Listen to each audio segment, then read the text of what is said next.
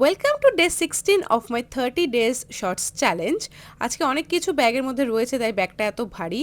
প্রথমে দেখিয়ে দিলাম চিপসটা, যেটা আমি ওদের সবার জন্য নিয়ে গেছিলাম, আর আমি নিজের জন্য একটা পাচিয়ে এনেছি। আর এই যে বোতলে করে আমার মা আমাকে রোজ দুধ দেয়, আমি মাকে রোজ বলে অল্প করে দেবে, তাও এত দেয় যে আমি রোজ ফেরত নিয়ে আসি। আর আমার বিছানার অবস্থাটা জাস্ট দেখো। আমি ভেবেছিলাম একটুখানি চুল স্ট্রেট করব, স্ট্রেটনার কালার সব বার করে রেখেছি, কিন্তু কোনোটাই কাজে লাগাইনি।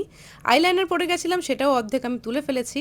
যাই হোক, ফ্রেশ ট্রেশ হয়ে এখন ওই চিপসটা খেতে খেতে লাভটার শেপ দেখতে দেখতে ঘুমিয়ে পড়লাম।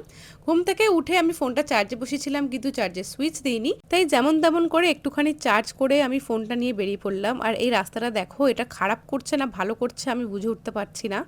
আমি দূর থেকে ওই বাসটা দেখে কত খুশি হয়ে গিয়েছিলাম, ভাবলাম EB3, কিন্তু কাছে গিয়ে দেখলাম ওটা V1, যেটা যায় না আমাদের অফিস অব্দি। অগত্যা মেট্রো করেই চলে গেলাম অফিসে। আর আজকে আমার SMEর ছুটি, তাই জন্য আমার অনেক প্রেশার ছিল, কারণ আজকে আমাকে ওর কাজগুলো প্লাস নিজের কাজগুলো সব করতে হচ্ছিল।